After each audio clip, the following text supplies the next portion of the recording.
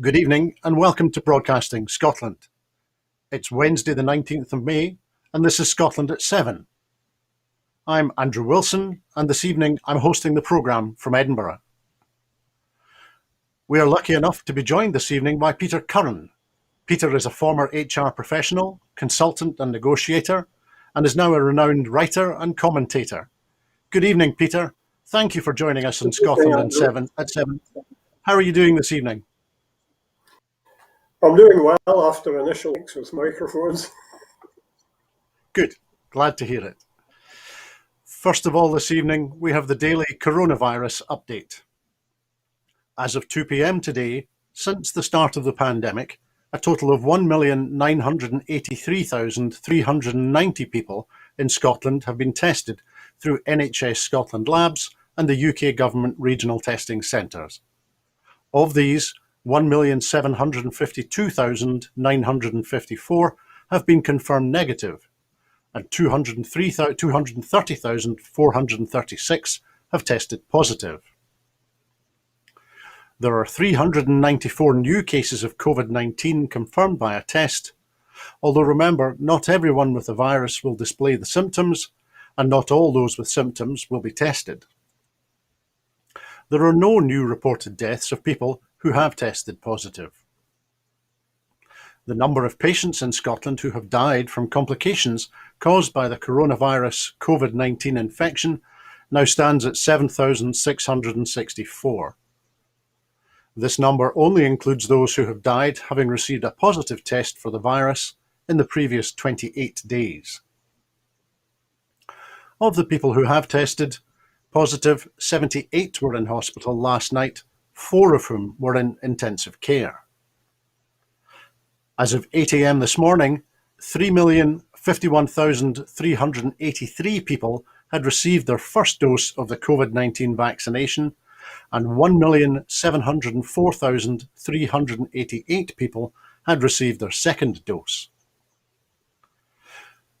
The latest UK daily figures show that 127,691 patients who had tested positive for COVID-19 have sadly died from their illness, and that is an increase of 7 since yesterday. This number refers to deaths in all settings, not just in hospitals. And we also have a National Records of Scotland update this evening. As at the 16th of May, 10,109 deaths have been registered in Scotland where the novel coronavirus COVID-19 was mentioned on the death certificate, according to statistics published by National Records of Scotland today. In the week, the 10th of May to the 16th of May, 6 deaths were registered that mentioned COVID-19 on the death certificate, and that's a decrease of 1 death on the previous week. At a council level, North Lanarkshire recorded 3 COVID-related deaths, Glasgow City recorded 2 deaths, and Perth and Kinross recorded 1 death. 1 death was of someone aged 75 or over, and the other 5 deaths were of people aged under 65. 4 deaths occurred in hospitals, 1 death occurred in a care home, and 1 in a non-institutional setting such as at home. There were 32 excess deaths in the previous week, representing 3% above the 5-year average for this week in the year. Today's monthly figures also show that post-COVID-19 conditions, and that's including long COVID, were mentioned on 11 death certificates in the period from March 2020 to April 2021. In addition, 3 deaths in Scotland have been recorded with the underlying cause of death being due to adverse reaction to the COVID-19 vaccines. Now, this is of course in the context of 2.81 million people having been given at least 1 vaccine dose by the 30th of April 2021, according to statistics from Public Health Scotland. Following this evening's coronavirus update, our top story this evening is Nicola Sturgeon naming her new cabinet. Following the reappointment of John Swinney as Deputy First Minister and Cabinet Secretary for COVID Recovery yesterday, the rest of the ministerial appointments have been confirmed by the First Minister today. The First Minister said that she was delighted to announce the Scottish Government's new cabinet team, adding that Scotland needs a serious government for the serious times we face as a nation. And in the top-level ministerial lineup she has announced today, we have exactly that. Ms Sturgeon said that her cabinet team combines experience with new arrivals and fresh faces, giving us the range and depth of talent Scotland needs to tackle the pressing issues we need to tackle, from COVID to climate change. The First Minister ended by saying the immediate challenge is the focus on recovery, and the part of all policy portfolios can play in that. But as I have made clear, when the crisis is over and the time is right, Scotland must and will have the chance to choose its future in line with the unquestionable democratic mandate for that choice.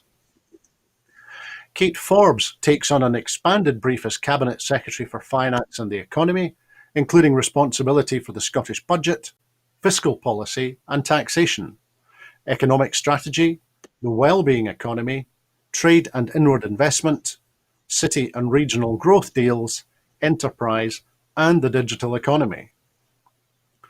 Humza Yousaf becomes Cabinet Secretary for Health and Social Care, with responsibility for the NHS, including ongoing health service remobilisation as we move out of the pandemic.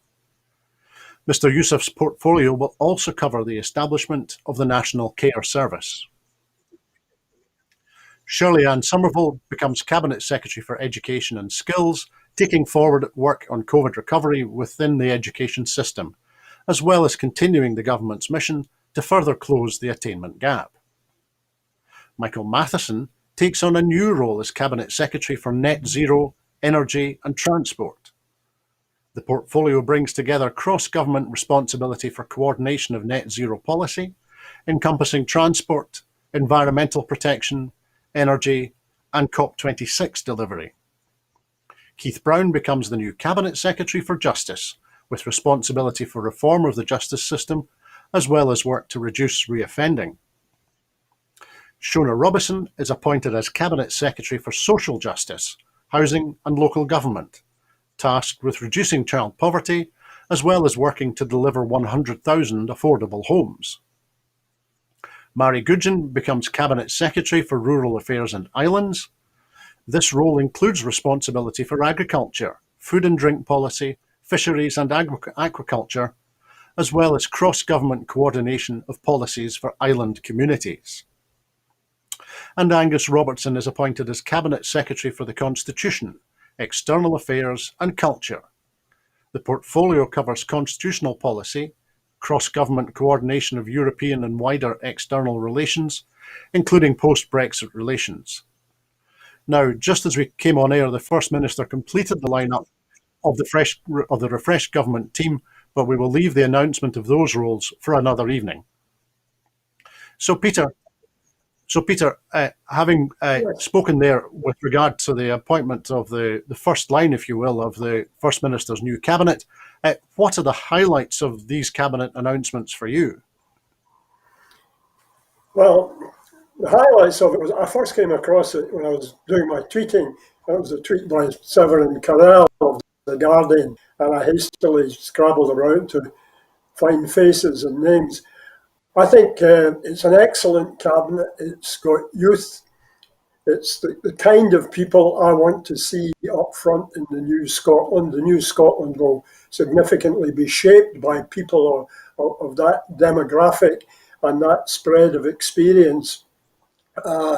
It's nice to see a heavyweight like Angus Robb coming back, and it's an ideal role for him. I mean, few among the SNP alumni can have the kind of pursuit of the whole constitutional debate, which is mind-boggling in its complexity. So I'm delighted to see an intellect like Angus is back. Kate Forbes, I've admired since she first took over under difficult circumstances, very capable. And the others I don't know too well. Obviously, I know Michael Matheson and people being shifted around. I think Humza might well be happier in his new role and give more scope to the kind of talents that Humza has in abundance. So I'm delighted by it. I'm energized by it, and I look forward eagerly to see it in performance mode. Thanks, Peter. Were you surprised that Fiona Hislop and Fergus Ewing stood down? No, In a word, I that's don't okay. think. I Thank you. don't think I want to elaborate. I don't think I want to elaborate on that. No, I wasn't surprised. No problem. And looking in principle at these first line appointments, do you think there are any hints here at any sign of any succession planning in the SNP? Uh,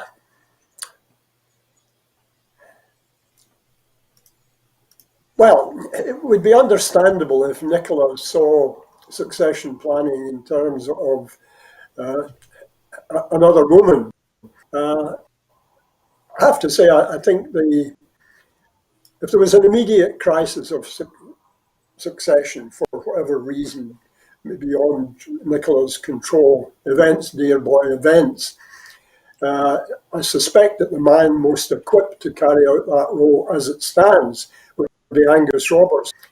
Given more time, and I don't mean a lot of time, here a bit to get their feet under the table and flex their muscles, I think any one of the candidates, particularly some of the very talented women that are in that team, and I'm not saying that to be politically correct, it's just a reality that there are huge talents in the female part of Hollywood, as there are in the nation at large, and I think there well might be a successor there. So that's my view on that. That's a very good point, Peter. Thank you. I was certainly going to talk to you a little bit with regard, as we mentioned, Kate Forbes' role has been expanded now. So she's Yeah, Cabinet Secretary for Finance and the Economy. So that includes the Scottish budget, fiscal policy and taxation, economic strategy, but also the well-being economy, trade and inward investment, the city and regional growth deals, which I think we might see becoming a political front line, depending on how Westminster behaves, enterprise and the digital economy. That's quite a bulging portfolio. yes, and from what I've seen of her, I mean, I can only make very limited on what Kate can do, but I think that the greatest underestimated quality in government is baseline numeracy. And it hasn't been spectacular in its manifestations in many areas. And Kate certainly has that. So long as there's always the risk of highly numerate people that become a prisoner of the numbers and that they can't see the wider human dimensions and dynamics of strategy. But everything I see about Kate makes me think she'll be a very strong member of the team. There are other strong people in Hollywood, also women as it happens, but they're fairly recent, so I won't bring their names to bear, but I'm sure they'll come through in the life of the Parliament. I'm sure that they will, Peter. Thank you. Now, moving away from Scotland for our next item, Israel says that it has no timeline for ending the Gaza hostilities. Israel said it was not setting a time frame for an end to hostilities with Gaza, as its military continued to pound the Palestinian enclave with airstrikes. In a sign of diplomatic movement, however, an Egyptian security source said the two sides had agreed to a ceasefire in principle after help from mediators, but details were being negotiated in secret amid public denials of a deal in order to prevent it from collapsing. Palestinian medical officials said that 219 people have now been killed in 9 days of aerial bombardment, which have destroyed roads, buildings, and other infrastructure, and worsened the already dire humanitarian situation in Gaza. Israeli authorities put the death toll at 12 in Israel. Regional and US-led diplomatic efforts to secure a ceasefire have intensified, but so far failed. Israeli Prime Minister Benjamin Netanyahu made no mention of any halt to the fighting in public remarks at a briefing to foreign ambassadors to Israel, saying his country was engaged in forceful deterrence to prevent future conflict with Hamas. In remarks reported by Israeli media from a closed question and answer session, He was quoted as saying, "We're not standing with a stopwatch. We want to achieve the goals of the operation. Previous operations lasted a long time, so it is not possible to set a time frame." In a phone call today, US President Joe Biden prodded the Israeli Prime Minister to immediately lower tensions in the Gaza conflict on the path to a ceasefire, the White House said. Biden has faced increasing pressure, even from fellow Democrats, to take a more active and public role in brokering a ceasefire between Israel and Hamas. So, Peter, apart from dismay at the continuing death toll, what is your sense of developments in Israel, Gaza, and the West Bank today? It's deeply worrying. I mean, I've lived with an awareness of this problem for a very long time indeed. And indeed, in one of my first jobs on leaving school as a 15-year-old in Glasgow was with a Jewish warehouse in Jail Square in Glasgow.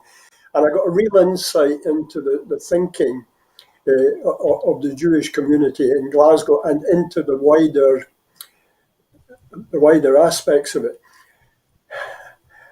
I'm 3 parts Irish, so I think I can say this safely. If you want to resolve this situation, I wouldn't start from there. As the Irish guy said when asked for directions, if you want to get there, don't start from here. I mean, where do you start with it? Israel was founded on the Balfour Declaration and all that followed.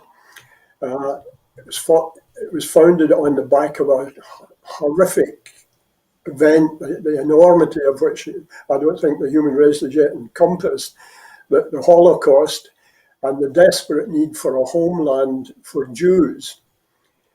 But when things are based on the rights of people to land going back not centuries but thousands of years, I mean, the whole of the world structures would unfold if people were to lay claim to lands.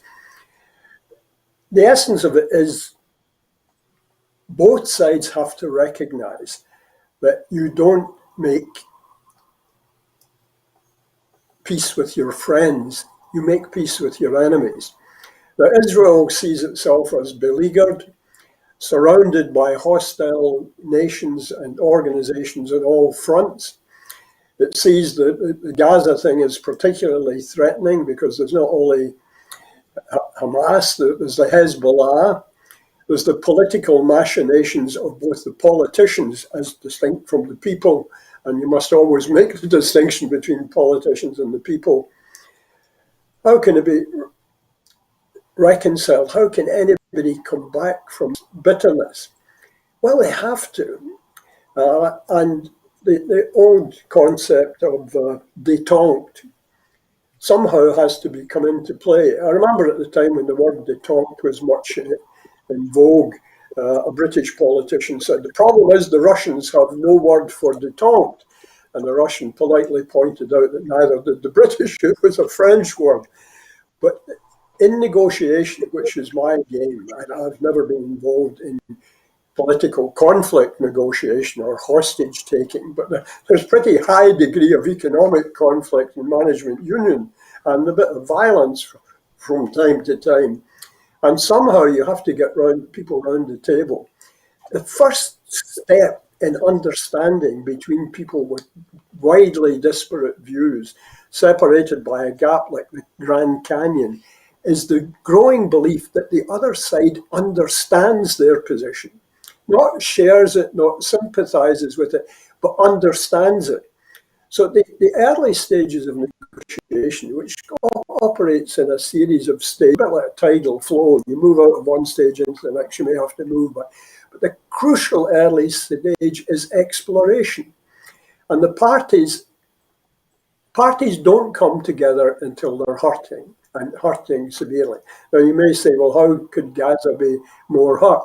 Well, frankly, at the risk of being accused of taking sides, and I'm not, that's the rationale for the Hamas rockets, that Israel is not hurting enough. And you can understand why they feel that way if you look at the relative casualties measured in hundreds of Gaza civilians, men, women, and unforgivably children killed, with single number, I think only recently went into double numbers of Israelis. Until both sides say this situation is intolerable, somehow we must put a stop to the bloodshed, the dynamic negotiation can't happen.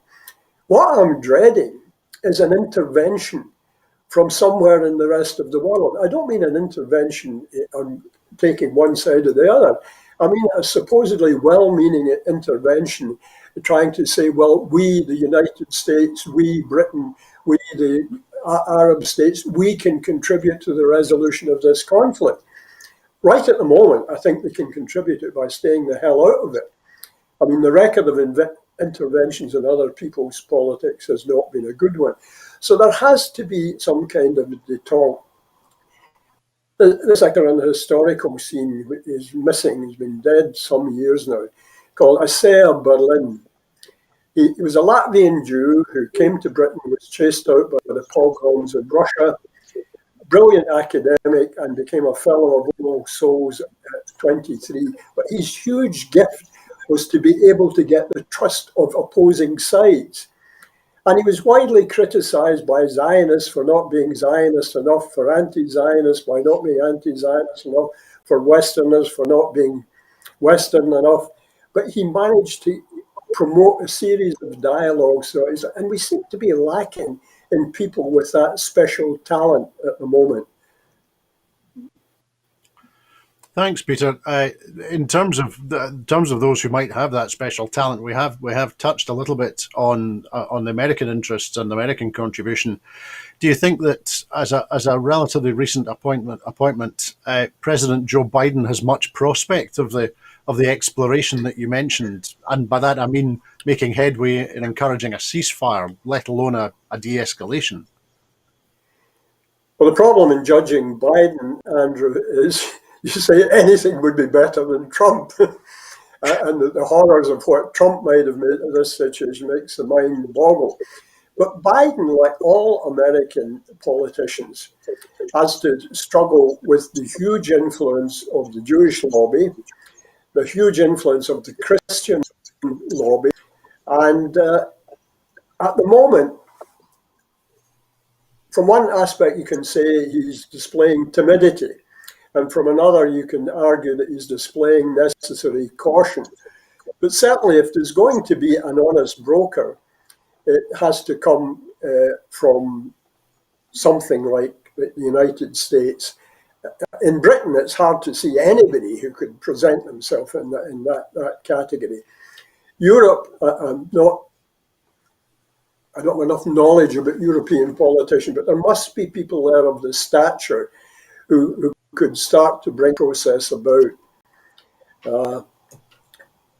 So I'm a bit worried about what Biden might do. The early signs are not good, but they may only indicate what he sees as a necessary caution. I mean, he still has a legacy of Trump behind him. As somebody said, the greatest threat to America at the moment is not from outside, it's from inside, it's white supremacy. So he has that on his plate as well as this one. As for Putin, Russia, and the Gulf states, Putin, I would have to, I can't see any role for anybody from Russia at the moment, although I'm sure there are very able Russian Jews who could discharge that role if they were in a position to do it. Actually, been some heartening signs that the Gulf states, Iran, the Emirates, Iraq, are reaching a bit of an accommodation of their own. Now that's either an opportunity or a danger, depending on where they come down on the side of it. But I cannot believe that the Arab states want to absolutely flatten Israel. And we're talking about a nuclear state here. Now, I'm not suggesting for a moment that anybody in their right mind would suggest using nuclear weapons, but there are a whole series of pressures. I mean, there is a golden principle of negotiation, that power in the prospect, saying, I have power to do this, you have power to do that, here are the power implications of doing it. Power always has to be moderated by the stark knowledge that power in the prospect is a very different thing from power in the actual exercise. As soon as power is exercised, the situation changes in entirely unpredictable ways. And I'm terrified that some kind of incident could start off a grass fire, mixed metaphors, a domino effect, and all sorts of international dangers and conflicts will be brought into play. Can only look to Biden, or for Biden to look to somebody within his wide range. One person that hugely impresses me is Kamala Harris. And I'm pronouncing her name right. She's like a pains to remind people that it's Kamala, and she should know how to pronounce her own name. I'm reading her autobiography at the moment, and she's a hugely impressive woman in terms of what she's achieved it from. And whereas the vice president is not often looked at as having huge power, I think Kamala Harris is going to redefine the role of vice president. I have a feeling she might be able to play a very significant role in this context. I hope to God somebody does. Thanks, Peter. That's really helpful insight, and I'm very grateful to you. Back in Scotland, there are reports of an arson attack on the home of the chief executive of Celtic Football Club.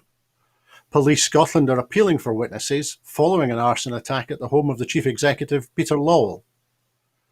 8 fire engines responded to the incident in Thornton Hall at around 1 a.m. this morning to deal with a fire which started on a parked car and then spread to other vehicles and the house. Peter Lawwell and his family were reported to be extremely shaken and shocked, but were thankful that no one was injured. Police Scotland said that officers were called to a report of vehicles on fire outside a house on Peel Road. 3 vehicles were deliberately set alight, which also resulted in a garage sustaining extensive damage. The Scottish Fire and Rescue Service attended and extinguished the fire. Nobody was injured as a result of the incident. Detectives are treating the fire as deliberate after CCTV inquiries showed a man pouring an accelerant onto the vehicles. They are appealing for anyone with information to come forward. The male suspect is described as around 5'10" and of slim build. He was wearing black joggers, a black hooded jumper with the hood up, black trainers and a face mask. A silver or grey hatchback car was also seen near the house at the time of the fire. Now, Peter, despite the domestic football season being at an end, Scottish football continues to be in the headlines, and the game appears to be being associated with violent behaviour on our streets. What do you think is going on? For me, a bit of reminiscing. I'm fond of the warning, Andrew, with dotage comes anecdotage, so I'll try and restrain it. But I was born and brought up in Dennis, in the East End, and went to school in the Carlton. And I went to the school known then until it was demolished, St Mary's Ragged. And that was the school that founded Celtic Football Club. Now, I was born into a football mad family, and I had no interest in football then or now. I've always been totally baffled by spectator sports. But I have certainly experienced the Rangers Celtic thing, sectarian bigotry, throughout my life. I mean, my trip to school on St Patrick's Day in the 1940s, wearing a green suit with a bunch of shamrocks that my mother had helpfully placed on it, was stopped halfway down Belgrove by a mob every time, saying, "Are you a Billy or a Dan or an old tin can?" An old tin can was a Jew. And that's where I learned to negotiate. That, aided by a piece of lead pipe, I learned to. So I know what sectarian bitterness can produce. The problem is football in Scotland, football everywhere, expresses not only the interest in the sport and the beautiful game, but it expresses the need of people to celebrate a common cause with their fellows in an exciting, emotionally moving atmosphere. And at its best, football supplies all that. I've been at a couple of internationals, and I even got caught up in the feeling myself. But for a lot of people, the belonging is inextricably in Glasgow, and I think it's almost unique to Glasgow. A bit of it in Edinburgh, but nothing to the same degree of this religious identification. I won't take any sides on it, but it seems that Rangers supporters, if we accept their definition of a minority, which is a hell of a large minority, I mean, there's an average of 50,000 people attend big Rangers games, something like 10 to 15,000 people were on the street. Now, they weren't all rioting, but they shouldn't have been there. And whether the Scottish government played an inadvertent role in that by not giving permission for the indoor event, which it's easy to criticise that with hindsight, but I understand the decision. I'll probably reach the same decision myself. Somehow people have got to see, to not only take religion out of football, but take it out of political debate, take it out of daily life. Religion is essentially a private affair.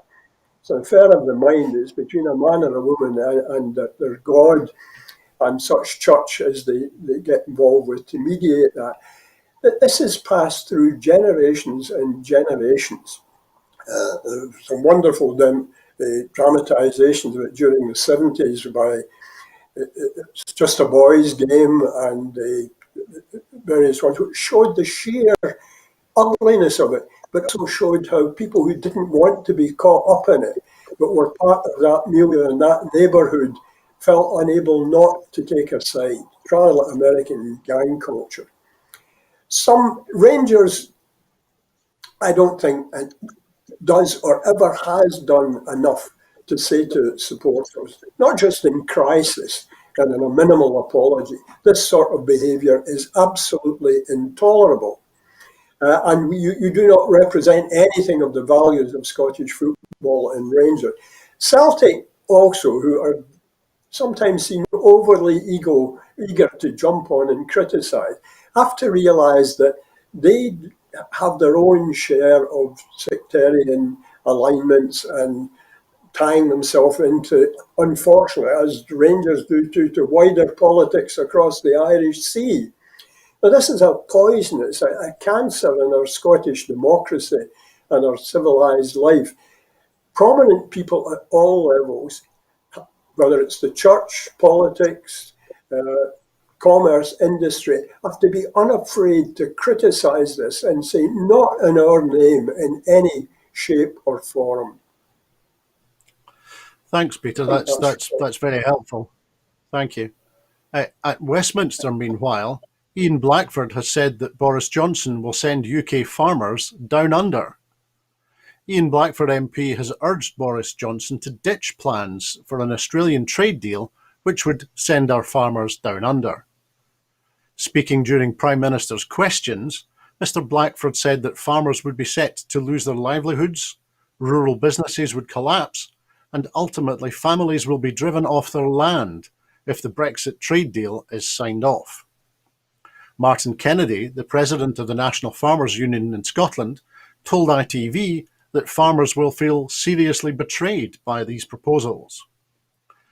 The SNP Westminster leader said the Prime Minister must categorically rule out plans to sign up to a trade deal that will, at any future point, grant tariff-free access to Australian lamb and beef. Now, Peter, what do you think Scottish farmers are thinking this evening? Well, if I was a Scottish farmer, I'd be very worried. And oddly enough, I'm reading some histories. Remind myself of the name of the guy. Give me 2 seconds. Yeah, Eric Hobsbawm. He was a left-wing, if you like, historian, social commentator. Well, I was interested in reading his first volume about the fact that for most of civilized life, the fundamental base of all societies was farming and the land.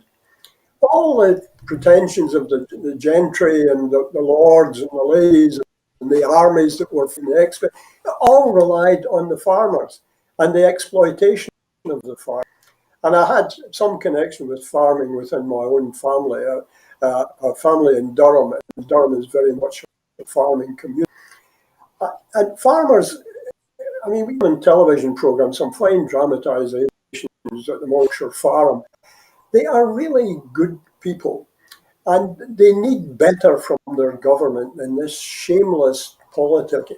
I mean, the Brexit thing was supposed to liberate us from constraints. Anybody who thought they could walk out of a huge, 400 million plus, what's essentially a trade market to avoid trade disputes, tariffs, etc., and to maintain a regulated, civilized, humane food industry, and not to fish our sea dry and ruined with pesticides. Anybody that thought that could be done by going into a free-for-all and desperately hawking Britain's tawdry wares around the marketplace and saying, we'll take any food you can give us. All the chlorinated and the genetic altered peas and God knows what. I mean, I expect to be any day now to a Christmas fowl which has 5 legs. You know, I think the farmers should be very worried, and they must, by whatever leverage they have, make clear to the politicians this, even if it means doing the thing that can cause reciprocal actions, they must stop this happening. If we want to trade freely with, well, Brexit's a reality, we have to do it against a set of key standards and protection of our own, because nobody will feed us ultimately but our own farmers. Unless we go to the old Charlton Heston, Edward G. Robinson film scenario, Soylent Green, where the population could only be fed by these bars of green chocolate. It turned out they were recycling the dead. So the world is kept going by people dying and being concentrated into nutrients and fed back. Needless to say, in that world, they had a very sensitive voluntary euthanasia program. So I hope we don't get to that. Yes, of course. Thank you. Thinking further along the food supply chain, back in Glasgow, a local MP has urged the Prime Minister to step in over a threat to the McVitie's factory jobs. The SNP MP has asked the Prime Minister to step in and engage with the owners of the McVitie's factory in Glasgow's East End, which is facing closure, threatening around 470 local jobs. At PMQs today, David Linden MP pressed Boris Johnson to intervene on what he described as an economic Armageddon on an already fragile local economy. The factory's owner, Pladis Global, has confirmed that the Tollcross factory would close in the second half of 2022, with production moving to different parts of the UK. Unions have said that the closure of the factory, which has operated in the city for nearly 100 years, would be devastating and the lowest of the low following the pandemic. Commenting, the MP for Glasgow East said that the decision to close such an historic and vital workplace in Glasgow's East End is an economic Armageddon to what is an already fragile local economy. Mr. Linden said throughout the pandemic, Pladis Global's employees worked at this factory as key workers, whilst much of the country safely worked from home. Now, Peter, you and I have lived through many business closures in Scotland over the years. Do you think that this news is anything new, or is it simply the reappearance of the ghost of Mrs. Thatcher continuing to haunt Scottish industry?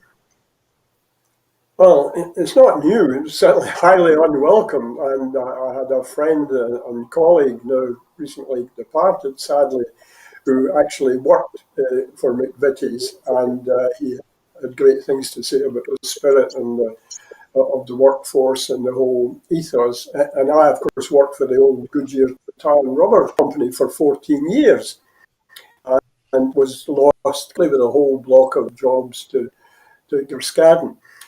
The problem is it produces certain ironies in the constitutional debate, Andrew, in that we had our MPs in the Parliament, if I can put it in Douglas Tories, would begging the broad shoulders of the Union to come and rescue Scotland's industry. There will always be in that dilemma.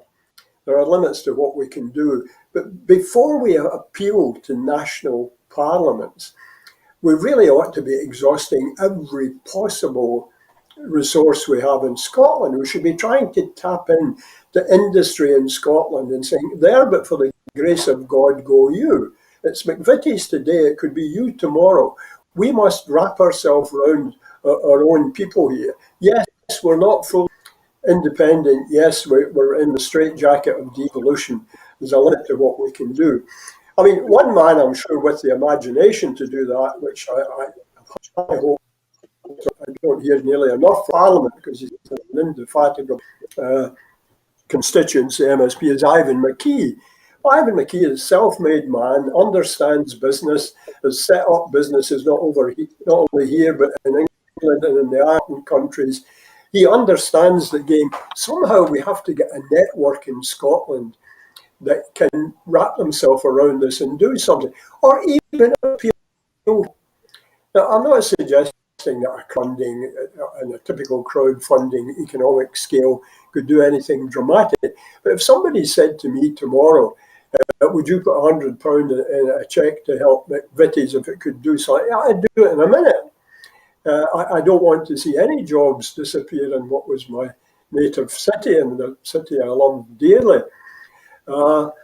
So, yes, some have to ask the people you don't like to help. Boris, for once, resisted, as far as I know. I saw most of it, didn't see all of it, resisted saying, yes, the broad shoulders of the union will come to your rescue. He probably didn't cite them because he didn't want to do anything about it. So I don't know where we're going with this. I wish there was more that could be done. It's interesting you mentioned Ivan McKee. I think Mr. McKee will be a minister now, and is expected to be working for Kate Forbes, looking at trade. So we have high hopes that he will have input there. Now we'll move to the UK economy with news that inflation has more than doubled, with post-lockdown prices climbing. UK inflation has more than doubled in April, the start of a likely climb in prices this year as rich economies recover from pandemic lockdowns, but one that the Bank of England hopes will prove temporary. After US inflation last week hit its highest level since 2008 and prompted Federal Reserve officials to say that they were in no rush to raise interest rates, the UK's consumer price index rose by 1.5% in April. Higher electricity and gas bills, which had jumped by more than 9% in April, and rises in clothing and footwear prices helped to push British inflation up in April, along with the cost of petrol. Core inflation, which excludes energy prices and other volatile items, increased less sharply than the headline figure, rising to 1.3% in the 12 months to April, from 1.1% in March, according to the Office for National Statistics. The Bank of England says inflation will hit 2.5% at the end of 2021, pushed up in large part by the rise in oil prices and the expiry in September of COVID emergency cuts to value-added tax in the hospitality sector.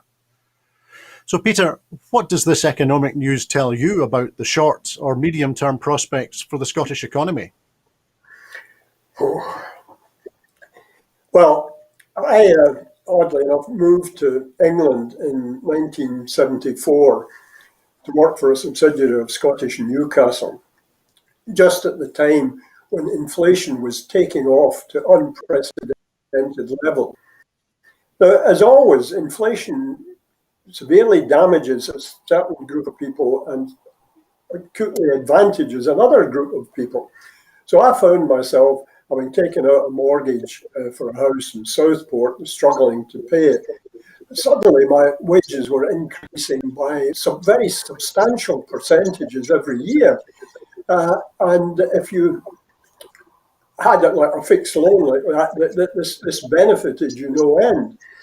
I can remember in the early 90s, under, I think it was Dominic Lawson, that suddenly one day interest rates had doubled or something like that. All I know is that highly volatile interest rates generally advantages a tiny number of people who know how to exploit that game, and it causes severe problems for others. Now, I'm essentially on fixed incomes now. My Scottish and Newcastle pension has some measure of inflation adjustment, but I've got used to the fact that interest rates were low and inflation was manageable. But I don't know how I would cope. Forgive me. on a fixed income now if inflation skyrocketed? So I have no easy answers for that. Of course. Thanks, Peter. Moving, you've got me going now, excuse me. Moving now to North America, New York State has mounted a criminal probe of the Trump Organization's finances. The New York Attorney General's office said yesterday that it has now opened a criminal investigation into former President Donald Trump's company, increasing the legal risk for Trump and his family. Attorney General Letitia James has been investigating whether the Trump Organization falsely reported property values to secure loans and obtain economic and tax benefits. This latest announcement marked another escalation of the legal jeopardy Trump faces 4 months after leaving office, taking to 3 the number of known criminal investigations of the ex-president. We have informed the Trump Organization that our investigation into the organization is no longer purely civil in nature, Fabian Levy, a spokesman for the Attorney General's office, said in a statement. We are now actively investigating the Trump Organization in a criminal capacity, along with the Manhattan District Attorney, he said. The Trump Organization, the former president's family-owned business, could not immediately be reached for comment. Trump has said that the investigations are politically motivated. Letitia James has been investigating whether the Trump Organization inflated the values of some properties to obtain better loans and lowered the values to obtain property tax breaks. Separately, Manhattan District Attorney Cyrus Vance has been investigating Trump's pre-presidency business dealings for more than 2 years. Vance's office has said in court filings it was investigating possibly extensive and protracted criminal conduct at the Trump Organization, including tax and insurance fraud and falsification of business records. So, Peter, what odds are you now giving on President Trump being brought to trial?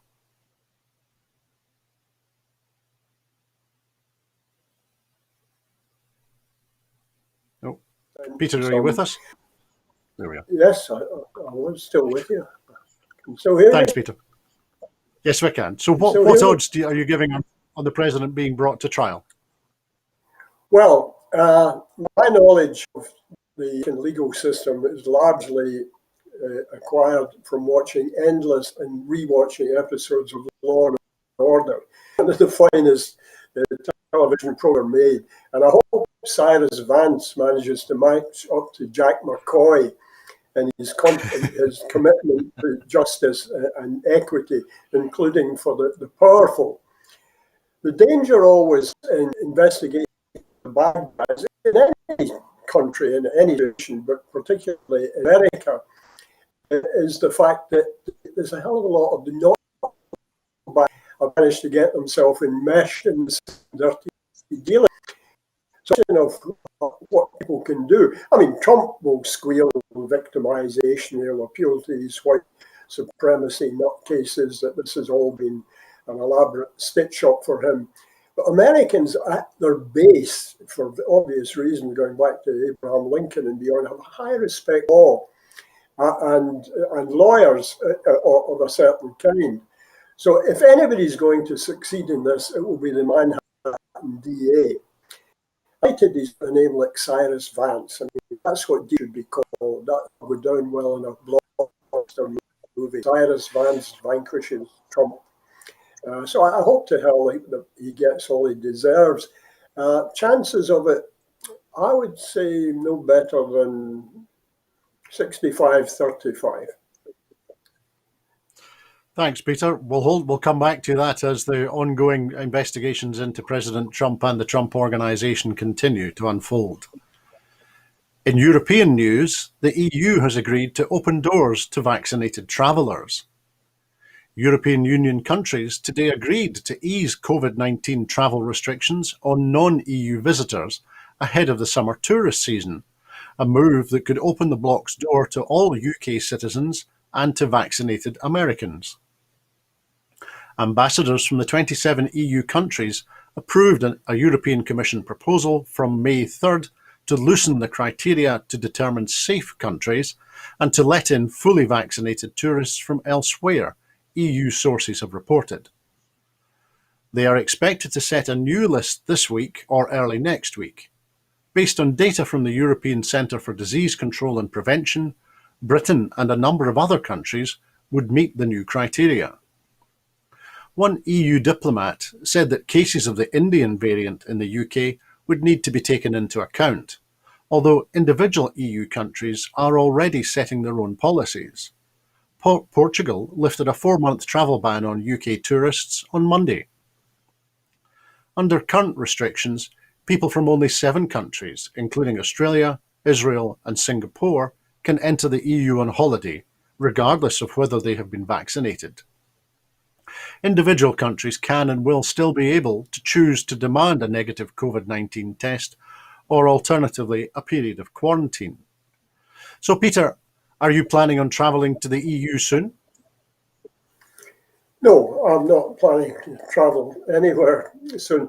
I'm not one of the world's great travellers. One of my close friends in the independence movement, who you know well and Linda knows well, Bob Glenn, is a renowned international traveller. And as I say to him, well, I've been to Millport, which is about the extent of my Hawaii. I have been to Europe once, to Management Centre Europe, and been to Northern Ireland during the heart of the Troubles twice. But I'm not a traveller. No, Scotland offers me everything I want, so I don't have the problem. However, I do understand and sympathise with people who do have it, and I have friends who have houses in Spain and elsewhere, and I know people within the movement who spend their life fairly evenly between Italy and Scotland, so they don't all have my narrow horizons. But as somebody, I think it was Ian McWhirter, pointed out today, we are rediscovering why countries have borders and why they have boundaries. And the whole question of borders is a motive for a whole range of things. But my inclination is that all government, Scottish government, European government, should have acted faster on the question of border control. Not, as somebody said today, well, we had to wait and evaluate the evidence of the Indian variant. There isn't time. The pandemic doesn't wait for you to evaluate the evidence and provide its credentials of how it's going to kill large chunks of your people. Yes, you don't want to be premature and put big damaging thrusts into the economy, but borders in general should have been closed and controlled faster. I'm also worried, although I understand the democratic basis of it, and Boris Johnson was reiterating it today, of we want to manage this by consent and hope that people behave well. And the statistics, as Nicola often says, is the majority of people have behaved with impeccable responsibility. But in a pandemic, it's the behaviour of a minority that can start it. I mean, I'm old enough to remember, not personally, but it was very much a live topic when I was younger, the woman called Typhoid Mary, who single-handedly created an entire epidemic. So I think the question is on borders: move hard and fast and use your controls quickly, and don't wait for massive, overwhelming evidence before you act. Better to be 80% alive today than 100% right and dead tomorrow.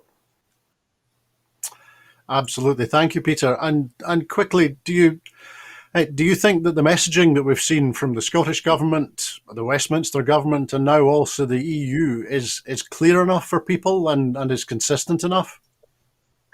No, I don't think so. There's a serious inadequacy in messaging.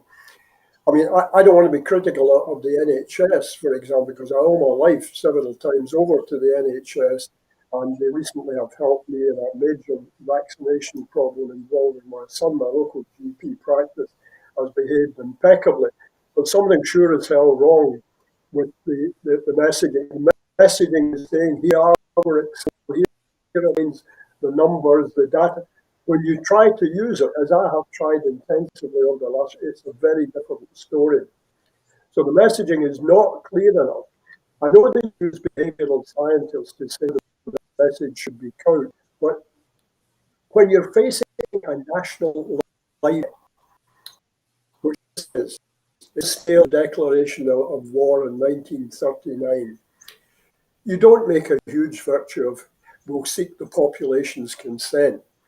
The Webbs, the famous couple and the founders of the Fabians and other things, when told, what do you think of government by the people, looked aghast and said, we believe in government of the people.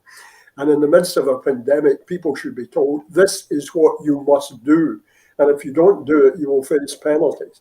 And if that's an infraction on your personal freedom, think what an infraction will be. Of course. Thank you, Peter. And related to that last item, a COVID-19 vaccination status scheme has now been launched. A service that allows people travelling abroad to access the record of vaccination status themselves has been launched in Scotland. A vaccination status letter can be downloaded from the NHS Inform patient portal, or, for those not online, requested in the post via a free phone COVID status helpline. Only those planning to travel to a country or territory where a record of vaccination status is needed as an entry requirement should download the record or request it. While there are no countries currently requiring vaccination status to travel, international travel restrictions can change quickly, requiring such measures to be put in place. The measures are intended to ease the burden on the NHS by removing the need for people to ask their GP for a status record. As Scotland's vaccination programme progresses, vaccination status will be replaced by digital COVID status certificates, which will include vaccination and testing data to be used for outbound international travel. The Scottish Government continues to urge a highly cautious approach to international travel, given the risk of new variants. The 4 UK Chief Medical Officers have said that green list status should be the exception rather than the rule, with countries added to the green list only where there are very good reasons for doing so. If you are intending to travel abroad, you should check the entry requirements for your destination country on the UK Foreign Travel Advice pages. Get the up-to-date information from the website of your destination country. Check the re-entry requirements for your return to Scotland. And only request a vaccination record if it is absolutely required and you are due to travel internationally in the next 21 days. And so, Peter, at least that means that you won't require a vaccination status certificate for your next trip to Millport. No, probably not. Although it's beginning to look like a bit of a stretch. I mean, I'd have to cross water and do all sorts of things. But unfortunately, as an old science fiction devotee, the whole question of pandemics, restrictions, and carrying identifications of your health status, perhaps your DNA status, conjure up all sorts of dystopias of science fiction for the future. But yeah, we have to do what we have to do. And there's no guarantee whatsoever that this will be the last pandemic or the last gasp of this pandemic. These are things we were singularly unprepared as a planet to deal with. No nation can say they were fully adequately prepared for this. The short term of politicians, short-termism of most political approaches has suffered a seismic shock. Let's hope they've learned something from it. Let's hope so too, Peter. And that is the news in Scotland at 7 this evening. I'd like to thank Peter Curran for joining us this evening and for sharing his thoughts and insights on today's news in Scotland at 7. Thanks, Peter. Thank you, Andrew. In making these programmes, Broadcasting Scotland relies on the support of viewers and others who value our distinctive approach to news, current affairs and culture. If you would like to support us, then please consider subscribing or donating to Broadcasting Scotland. You will find the link to do that on the screen now. There are other ways in which you can contribute to our work. If you would like to volunteer to work with Broadcasting Scotland, either behind the scenes or in front of the cameras, or in any other way that helps our work and promotes the station, then please visit our website at www.broadcastingscotland.scot and send us a message there. Meantime, thank you everyone for joining us on Broadcasting Scotland. I hope that you have a very peaceful evening.